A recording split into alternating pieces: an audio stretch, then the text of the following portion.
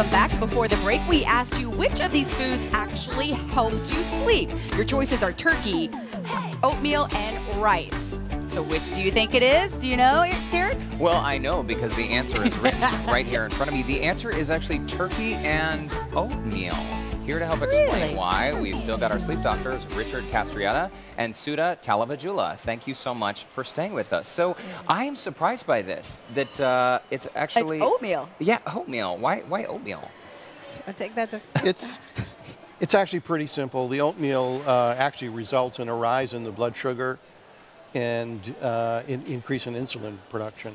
It increases insulin production and eventually a rise in your blood sugar, and it makes you sleepy. Makes you hungry too, a little bit later. It also has some magnesium, as a lot of other foodstuffs do that promote sleep. And with the turkey, there's something called L-tryptophan, which is eventually converted into molecules that promote sleep. Which is why we all had the food coma on Thanksgiving Day, right? But the actual reason for having that food coma on Thanksgiving Day really has nothing to do with turkey. It has to do with just luminal distension. Too much food. Okay, so I'm one of these people who I can sleep 8 hours and I will still wake up tired. Yeah. What the heck is going on? I think a lot of people feel that way yeah. too. Well, if 8 hours of sleep, in most cases, should be fine. So here's where, the people that are tired, again, there's this difference between fatigue and sleepiness. So that's one of the things that you have to assess. But if you're sleeping 8 hours and assuming you're getting undisrupted sleep, if you're still fatigued, there's something going on with that sleep. So you're probably looking at a medical disorder that needs to be evaluated. But what if it's not a serious medical disorder, but something more related to your diet or your lack of exercise? I mean, are those contributing factors? Because I know exactly what JB's talking about. Sometimes we work a long week. Finally, on the weekend, I sleep for like 9 hours. And you wake up tired. But then I still feel lethargic. So is it because I'm not taking time to exercise or I'm not eating enough healthy stuff? Well, I think probably the first thing is you have to figure out how much sleep you really need. And what's happening, I think, very commonly is people don't get enough sleep during the work week or during the school week. They make up for it during the weekends. And you have sort of a hangover effect from that extra sleep. That's different than, for example, if you were sleeping enough every night, and I'm talking about 8 hours or so, and it's still non-refreshing, and you wake up in the morning and you still feel tired and you could still sleep whenever you're given the opportunity, that means something is happening during the night that's disrupting your sleep, and that's a medical problem that needs to be evaluated. So that is a real problem. And it's really not anything that could have something to do with, for example, if you had a lot of spicy food and the spicy food was raising your body temperature so that you couldn't get to sleep. Oh, that's interesting. Or that you were having reflux and there was disruption during the night, for example. But in general, if you're having enough sleep and it's non-refreshing and you're still tired during the day, you should be evaluated for a medical problem. And speaking of body temperature, you just mentioned sleeping hot. I mean, there are those hot summer nights when the AC's going, but we're just burning up. Yeah. How critical is body temperature when it comes to getting good sleep? Absolutely critical. The temperature of the room is one of those things that you really want to be sure about, especially if you have a sleep disorder, to make sure that you get it right. And you want to keep it low. I mean, what does getting it right mean? You want to keep it low. Now, can it be too cold, though? Yes. Yes. So you want to be hitting that spot between 68 to 70. I mean, you want it exactly right.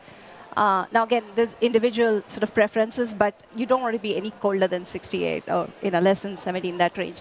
During the night, we all cycle through temperature cycles, just the way we are built, and that's normal sleep physiology. But maintaining that sort of temperature for you will definitely keep you asleep continuously. And if the temperature doesn't go down, your core body temperature doesn't go down, you're not going to really sleep well and you're not going to get to sleep. Oh, we've all had those restless nights, tossing and turning in the heat. Houston, before air conditioning, probably was a sleepy little town. I bet. What about supplements to help us sleep? Yeah, like melatonin, magnesium. Want to get that? Oh, yeah. So if you enter the sleep aisle at any of the pharmacies, I mean, you have this huge... and again, there's evidence for some, and there isn't for many others. Melatonin is fine. I actually like it, and I use it a lot. It's a natural neurotransmitter. It's made in the body. At And again, you have to know exactly how much to take. Too much of melatonin is not good. More is not better. If you're not responding at around 3 milligram melatonin, it's probably not going to help too much. What about something natural, Lavender. like, yeah, lavender or some of these natural essential Like oils? the sprays, and do they really work? They There's don't no actually evidence. work. There's Busting no a evidence. myth right here.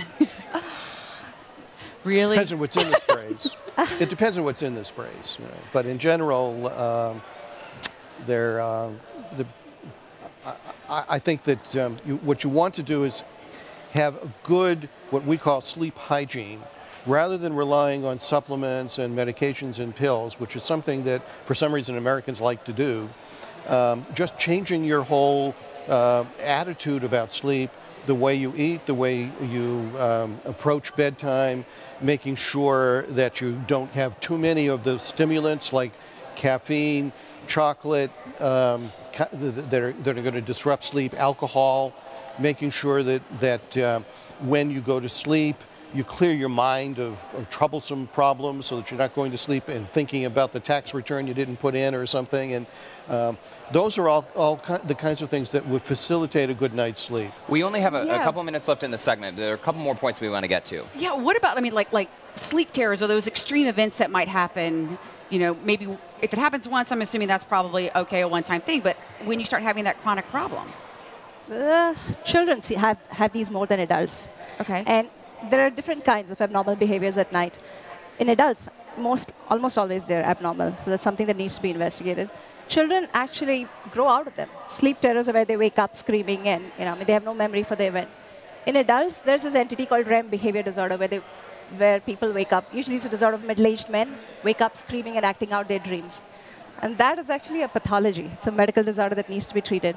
So yes, many behaviors are kind of abnormal. The young are abnormal in older age, but children, they'll probably grow out of them. So if a child is experiencing this or maybe sleepwalking, don't be alarmed just yet. Well, definitely talk to your doctor. Some Okay. of it may be because of sleep apnea. Okay, let's Leslie, talk about sex, very quickly, baby. Good or bad for sleep? It's good for men and bad for women. What? Really? That is so not fair. Yep. Good for men. Sex is good for men. Of course it's before good sleep. for men. So if Well, it makes men sleepy, and it has the opposite effect on women. that is fascinating. Oh my goodness. Okay, well clearly we must have you both back at some Life is point to unfair. explain how this Whole all nother works. conversation. For more sleep solutions, you can go to memorialhermann.org/sleep. And thank you so much to our doctors today. Yeah, and coming up next, we are having a pajama party. We'll show you how to take your PJs from sleepwear to streetwear, just like celebs, like that's Selena Gomez. Oh, Selena Gomez. Yeah, She sporting is. her PJs there. We'll be right We'll back. be right back.